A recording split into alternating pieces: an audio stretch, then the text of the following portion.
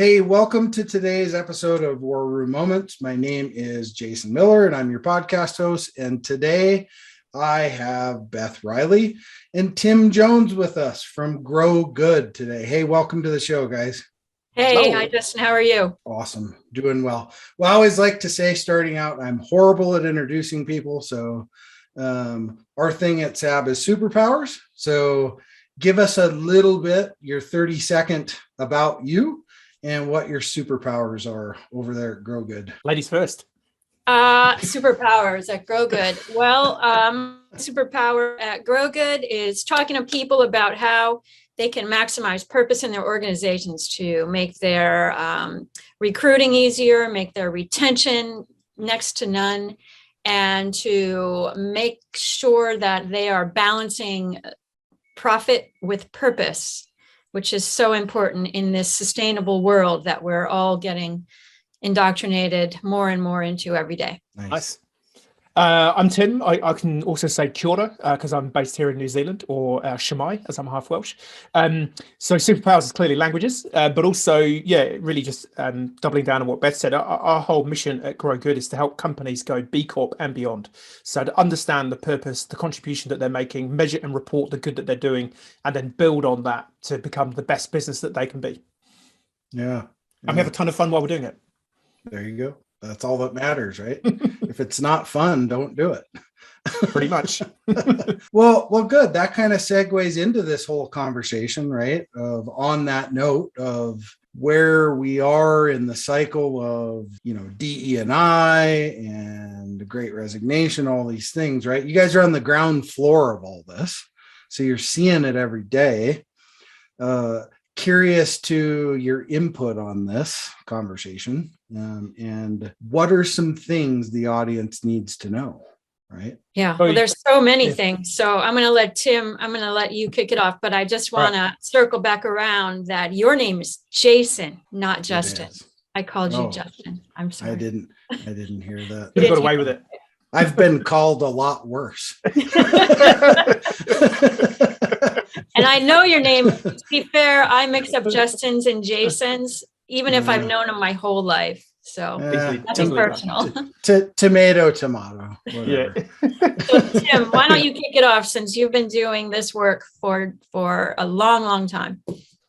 Excellent. So I guess really the way I see it is there are four main drivers that are leading people to having to consider ESG, environment, social, and governance factors in their business. And that is, as Beth has already mentioned, employees. The Great Resignation, the Great Rethink, we've all been in through some kind of pandemic lockdown or something where we've been forced to stay home, and we've walked the dog to within an inch of its life. And whilst we've been doing that, we've been pondering our existence and working out, well, am I doing what I really should be doing? Do I love my business as much as I thought I did? Is the business on the right track? So employees, and in that I put, the leadership or executives, owners of a company, we've all had a big think about what are we doing.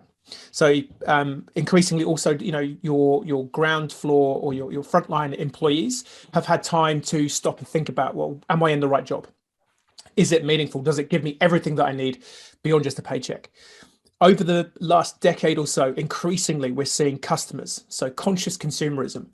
Increasingly, customers want to support brands that can prove they have some kind of meaningful social and or environmental impact or performance beyond just having a great product. So employees and customers. The next one is supply chain. So we're definitely seeing bigger companies, and this is interesting. I saw overnight Nestle in Europe has now certified as a B Corp. So the Nespresso, the Nespresso, which is like a Nestle sub brand. Do you have those things like the little pods? They're now a B Corp. Now, I wouldn't be surprised if over the next few years, if you are a smaller company in the Nespresso supply chain, they will be starting to ask you questions about your social and environmental impact. So we've seen that in New Zealand. A great example is Danone. So globally, Danone is a big food company. They are going through certifying their global business units as B Corps. Or one of New Zealand's biggest B Corps is a company called Synlait. and they do milk powder products, which they sell into Danone's supply chain.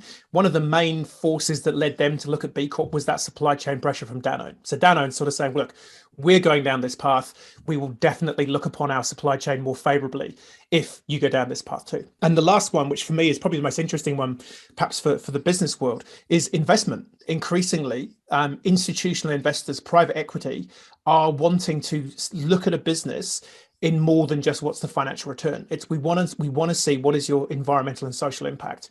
So again, Danone was an example of this. In Europe, they were given access to cheaper capital so long as they maintained and increased their B Corp scores in certain business units. And we're seeing similar vehicles to that happen and pop up all over the world. So pretty much every business needs employees, customers, supply chains, and investors. And all four of them are increasingly demanding that you prove the good that you're doing socially and environmentally. Yeah. The world has obviously changed a lot, right? And the environment inside a company from an employee standpoint has changed a lot. We see it every single day with a lot of the companies we work with. And just on the employee side, right, of people are no longer looking for a job, right? Right. They're looking for a lifestyle, right? That's what they're looking for. And it's not even so much about the money anymore. It's about what lifestyle can I create, right? And I know that's kind of that social side of things that people are yearning for. And yes, the pandemic just like exponentially like put it on a rocket ship, right? Pretty much. And just shot it off the moon. It's not like we weren't already going there, right? It was going to get there at some point. The key with the pandemic is just accelerated it all, is what it did. I mean, this is an interesting thing in that, so your surname is Miller. So that means that sometime, maybe, who knows, however many hundreds of years ago, you had an ancestor who was a miller, whose job it was to mill the grain, to create the flour, to feed the village. And this is the thing, to the point that there are many names in the modern world like Cooper, Fletcher, Miller, Shoemaker. If you go back, a few thousand years, the whole idea of purpose and meaning is understanding the contribution that you're making for your tribe or for your village or for your community. And this is why, the pandemic has put fuel on this fire or put more rocket fuel in the spaceship or the rocket ship. But this is why purpose is always going to be here. It's going to be the thing we gravitate towards because it is in our DNA to do the thing that we're designed to do for the greater good. And so, one of the questions I ask CEOs when I'm doing keynotes or workshops is, give me the name of the company that was number 3 on the NASDAQ in March 2019. Right. No one will know that unless you were that company. But if I ask you to name a company or a brand that has done something that's really moved you or has done something really inspirational, you'd be able to name me 2 or 3 brands pretty quickly. And this is part of the big transition I think we're in is taking the focus off just profit maximization at all costs and having everyone, whether it's, CEOs and leaders, if you're just running a business and you're just focused on the top line number, it's actually not that fun. Because you typically end up compromising your own values and potentially the values of the people around you to chase the money when actually no one cares about the money. People care about that meaningful day at work, knowing that I've done something that was worthwhile today. And hey, if that earns a buck as well, that's even better. And that's really, what B Corp and purpose is all trying to get companies to work out. You can have both. You can have profit, but have some meaning and some purpose and look back, as a CEO in 10, 20 years time when we're all living on Mars, or whether Elon's going to give up on that dream now he's running Twitter. We'll be able to look back in 20 years time when we're all in the rest home on Mars going, well, do you remember that time when people just after profit? That's so crazy. I read yesterday or the day before, I believe it was, that one of the big, finally, this has been happening all over the world, but the CEO of MasterCard has officially tied his comp to his company's ESG performance. That's officially in the charter. Yeah. So that was a big press release they came out with, and that they're also moving to recycle all 100% recycled plastic in 3 years or something for all their plastics. So, the big profitable public companies it's not just the little mom pop organic, food shops that are doing this. Patagonia is a B Corp. And when you were talking about the companies that, are inspiring in terms of how, their retention level, the happiness of their employee, the culture, all of those things, stakeholders are the employees, it's an employee stock option, cooperative. Those are the kinds of companies that the community, the population who are driving this change are looking towards as inspiration, because millennials are the ones that are demanding these changes more and more. I mean, they're going to be 75% of the workforce, I think, one of the studies I saw in a very short amount of time. So, I mean, the companies just have no choice but to address these concerns. And along with culture, I would balance impact. I mean, along with purpose, I would balance impact and balance. And that's to your lifestyle point. Balance is very important. Now we see unlimited PTO across the board. That used to be only reserved for the most progressive kind of hippy dippy crunchy companies, right? Unlimited PTO. Now it's just a given. If you don't have unlimited PTO, not going to be considered by post-pandemic, by most of the talent that are coming out. And also just another note that I read recently, or I was made aware of, that big universities like Yale, NYU, Stern School of Business are incentivizing their graduates to go to work for B Corps, and are making deals with these B Corps to relieve them of their student debt if they choose to work for B Corps upon graduation. And I don't want to come back too much to the impact, but impact investing is exploding in this country, exploding. And the money is what drives the change. I mean, to be honest, it always has, and I'm pretty sure it always will, but we're getting closer to balance around purpose and profit.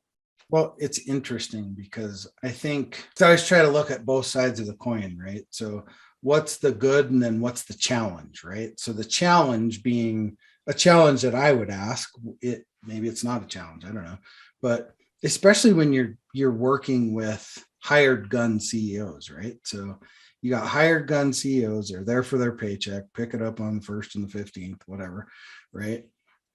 So you have a CEO that buys in to the concept of this, right?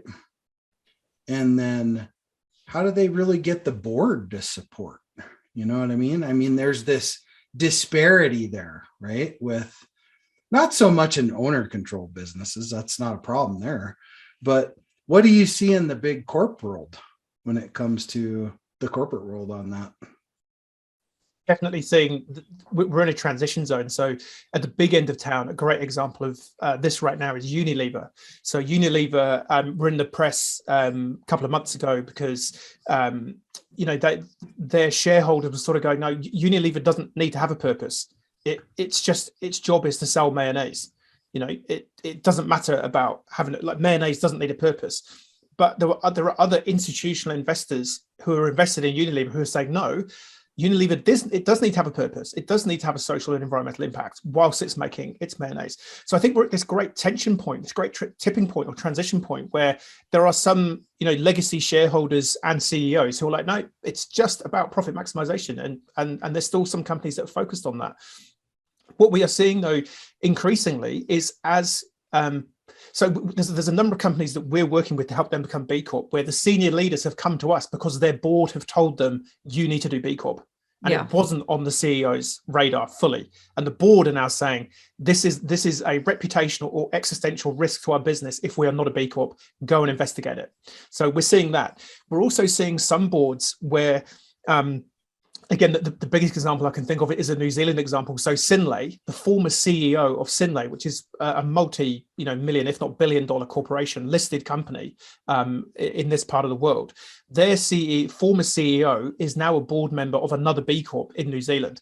And I believe that's in this part of the world, that is the first into B Corp transfer of a board member.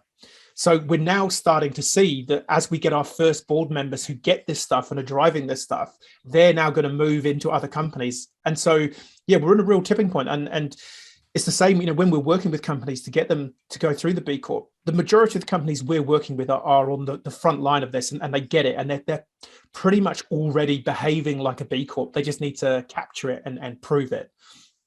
We're starting to get the first few companies we're working with who they're not a B Corp at the minute, but they want to become one. They want to be doing more good. They want to, be better at their social and environmental impact, and they're willing to go on that journey. And so I guess, that's kind of like the three buckets of business at the minute. We've got the, the sort of the leading edge. Yeah, we've already been doing it this way for a few years. We just need to, get the certificate and put a number against it. A middle group who are like, look, we realize that we have to go and do this, but we're probably not really ready or set up for it right now, but we're going to have to go on a transition. And then the third bucket is the kind of like, la, fingers and ears. Like, it's just about making money. And it's just going to be a matter. I look at, in the UK, for example, there's now over 700 B Corps in the UK, and there's 4,000, just over 4,000 globally. So the UK is absolutely smashing it. And in the UK, pretty soon, if you're not on the path to being a B Corp and you're a major brand, people are going to be looking at you and going, well, how come? Like, what are you hiding that you're not willing to go down this journey? Particularly in food and beverage, health and beauty sector. If you're not looking at B Corp right now, in a few months, you're going to be on the shelf left, because all the other brands, all your other competitors are going to be doing it. So yeah, we're at a tipping point. But I think this is what boards have to get their head around. If you really want to future-proof your business, if you look at all the metrics, and this is the irony, if you just care about making more money, you should be a B Corp, because the evidence is there that the B Corp businesses outperform the market. So we've got data points from the 2009 or post-2009 GFC, and also just recently from the pandemic. And if you look at resilience of the B Corp movement, in 2020, 52% of B Corps hired more employees in the middle of a global pandemic. 47% had employee growth of more than 15%. And 2/3 of all B Corps grew in revenue in 2020. So if you just care about making money, you should look at being a B Corp. If you care about anything else, you should totally be a B Corp. So for me, it's a slam dunk. And there's another metric, Tim, that I don't have it in front of me, but in the US, I think the metric was around 60% of small businesses fail, and on average. And the number for B Corps is 90 to 99% do not fail.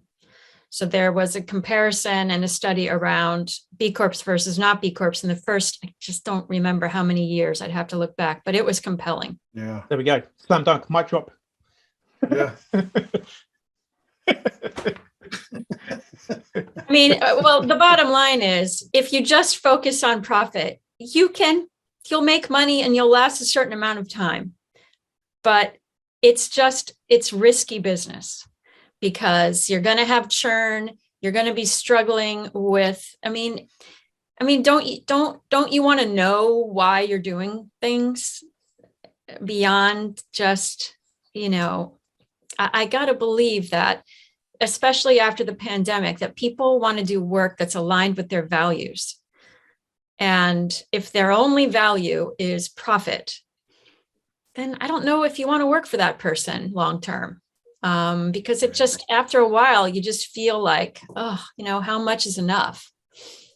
There's two stats back on that one. So if you are dissatisfied at work, and if you look at typically over the last 10 years, the Gallup poll does an annual employee engagement survey, and the statistics around employee engagement are terrible. It's something about, I think it's only about 16% of employees would consider themselves to be engaged in the workforce. So if you are dissatisfied in your work, there's only a 1% chance of having total overall life satisfaction. And that's quite harrowing to think that we know that employee engagement is generally really low globally. So that kind of, which, all of this, it feeds into so much other stuff. It feeds into the mental health crisis. It feeds into opioid addiction. It feeds into all the, well, not all, but a lot of supplemental challenges that we're facing in the US, New Zealand, the UK, other sort of Western democratized nations, where we've never had it so good, but we've never felt so bad. We've got all this stuff. You can go on Amazon right now and go and buy anything that you want. And in the US, it's probably going to be delivered there before you've even clicked purchase, but so what? We don't feel much better for it. The other stat was a YouGov survey from the UK, where this was from about 2018, I think it was 2019. It was about 37% of British employees surveyed said that their job provided them with no meaning. And in fact, they considered that their job was contributing to destroying the planet. So that's almost 40% of the average worker is going to work, commuting for an hour, 2 hours, sitting in their car, on the tube, on the metro, on the bus, hating their job and having the existential crisis that I'm probably blowing up the planet whilst I'm doing it. Well, is that employee going to be engaged at work? No, they're going to be looking for shortcuts. They're going to be looking for the next job as soon as it comes along. Whereas if you have that sense of purpose and meaning and you can prove the good that you're doing, which is why I do call it purpose fueled with one or two L's, depending on how you like it, purpose fueled performance, because it is like this nuclear fission material that if you get it into the beating heart of your company, it just solves so many problems. But it's the one that most CEOs and boards haven't considered because it is a little bit woo-woo. Yeah. Well, and on the same note, I think we're in one of the biggest shifts that we're ever gonna be in. And that's because the boomers are going out, right? Yep. So that means the Gen X's are coming in, right? And now, so because I'm a Gen X, right? So it's like I have half of their philosophy, right? Yep. Because I grew up in that philosophy, but then I was also exposed to a lot of the new philosophy. So yep. It's bridging that whole gap now, right? Totally. Of how, because I have two daughters, they're both one's a millennial, the other's no, I don't know, Gen Z. 20s, Gen Z, right? And they think way differently than I do. What they consider quality of life is way different than what I think quality of life is, right? For me, I get up, have a cup of coffee, sit in the rocking chair, read a book for 10 minutes. That's quality of life. That's not what they look at as quality of life, right? It's just a different train of thought. Yep. And if we're not coming around to that at some point, and we are a employee-based business, I think you're right that we're going to see a lot of impact from that, for sure. Yeah, and I know we didn't even go into what a B Corp is, but I just want to sum it up by the whole premise behind the B Corp movement is for business to leave the world a better place than when they found it. It's a regenerative, aspirational model with very practical stage steps to go through so that you can feel good about doing good versus, bad, to just put it bluntly. Doing good is good business, right? Absolutely. It makes sense. And it makes sense. This is the thing. It's like I've yet to see any evidence as to why you shouldn't put purpose into your business. And to help you measure your purpose, B Corp is the best stepping stone because it makes the ethereal tangible. It's like, what good are we doing in our business? It looks across your business, across your governance. So who owns your business? How transparent is the business? What reporting do you do beyond just internal financial reporting? Do you have code of ethics? It looks at your workers. So what benefits beyond what are state or federally mandated do you provide your workers? Do you provide training and development? It looks at your community. So that's partly your diversity and inclusivity. It looks a little bit at your supply chain. Looks at your charitable donations and any community work that you do. Big bonuses if you're sourcing any supply chain locally and from independent suppliers. It looks at your environmental impact, which at the high level is your energy usage, your water usage, and your carbon emissions. So pretty high level and achievable for most companies. And then lastly, your customer model. So what is it you're making and who benefits from it?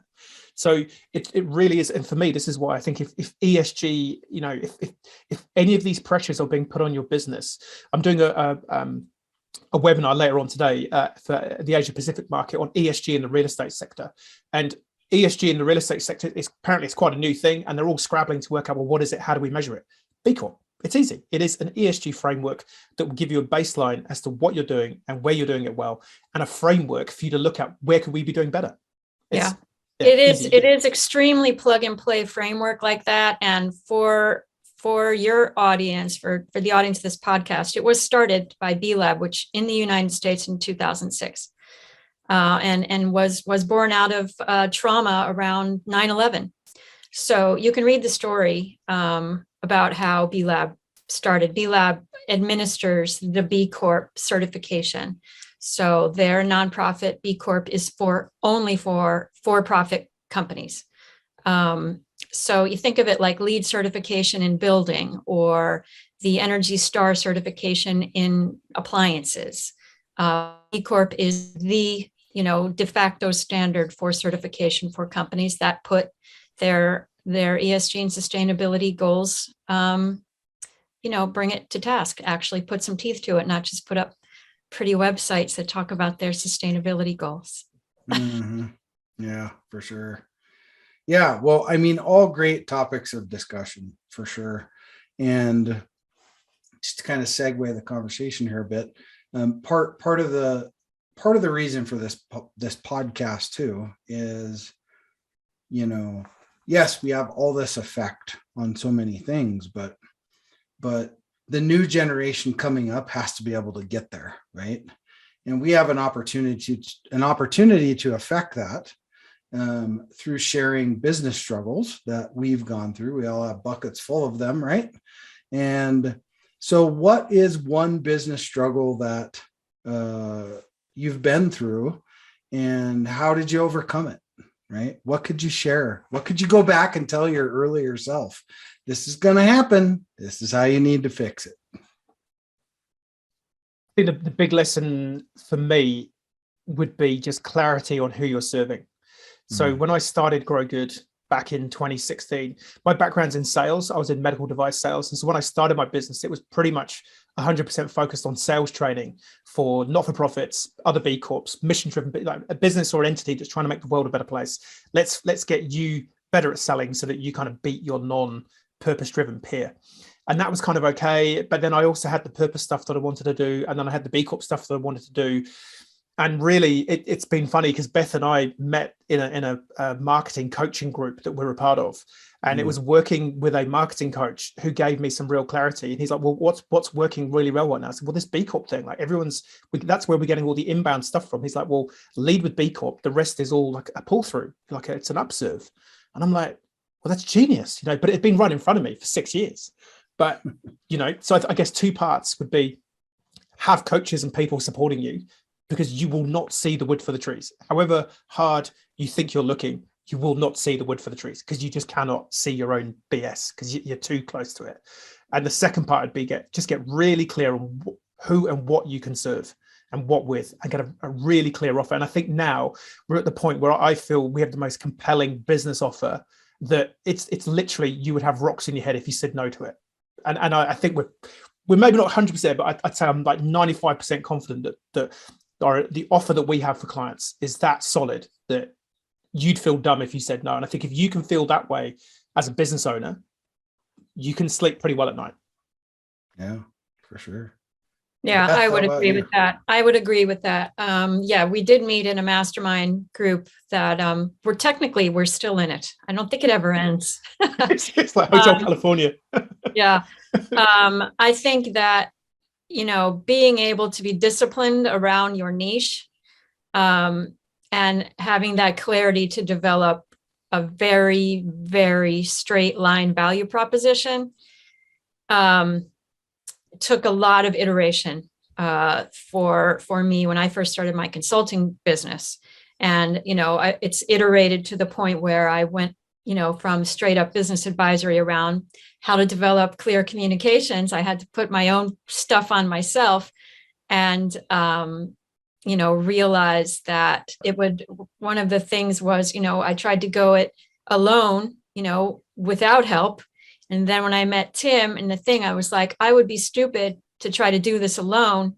Why don't I see if we can link up together, because it's going to get me much more traction, much more quickly in the market that I serve over here in North America, rather than me trying to learn it all and do it all on my own. So I think, lesson learned there is to make sure that you're able to recognize the opportunity and maybe kind of have the discipline to maybe get out of your own way to make those sometimes hard but really smart decisions. Yep.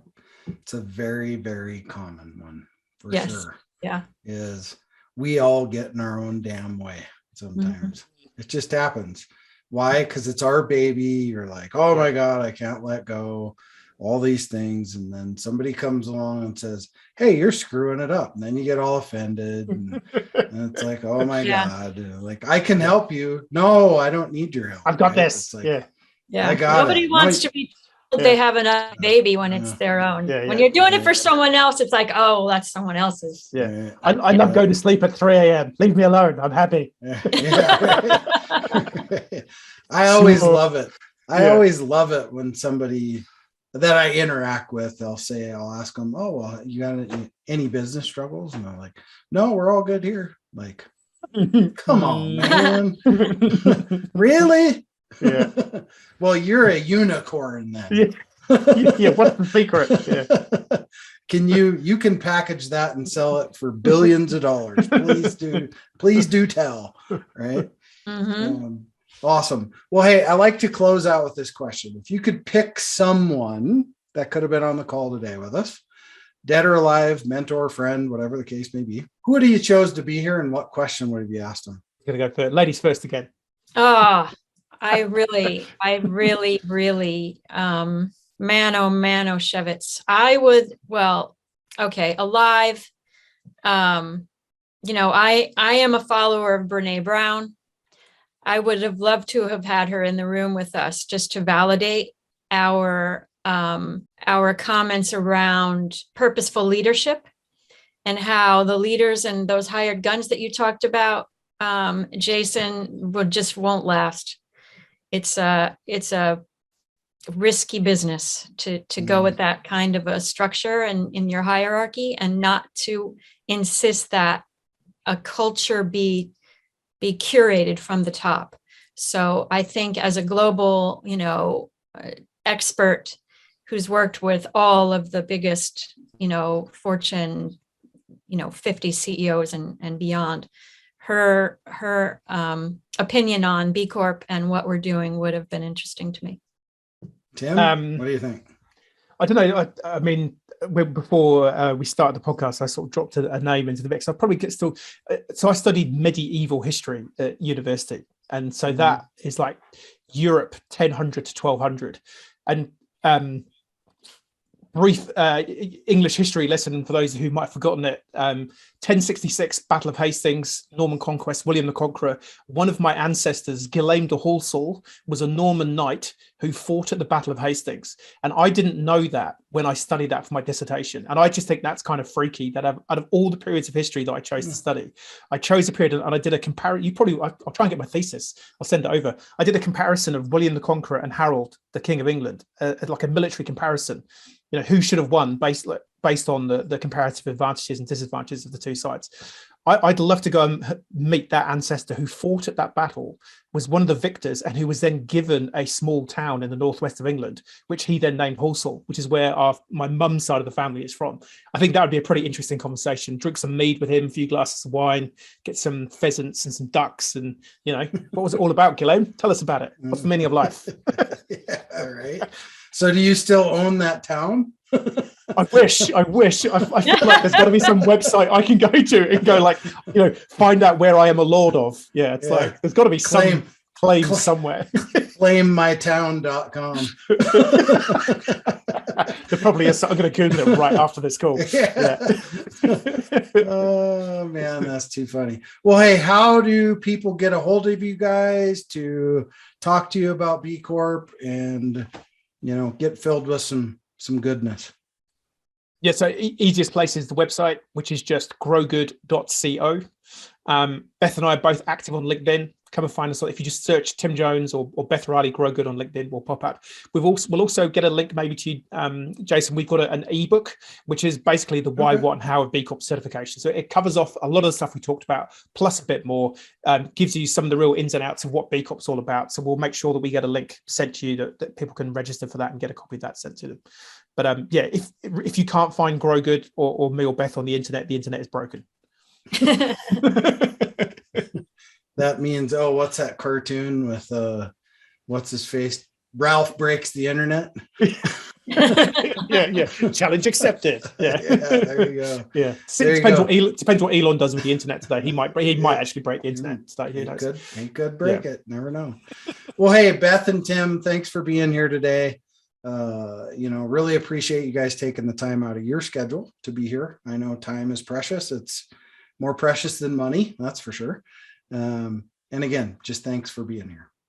Thanks so much, Jason. Appreciate it. Awesome.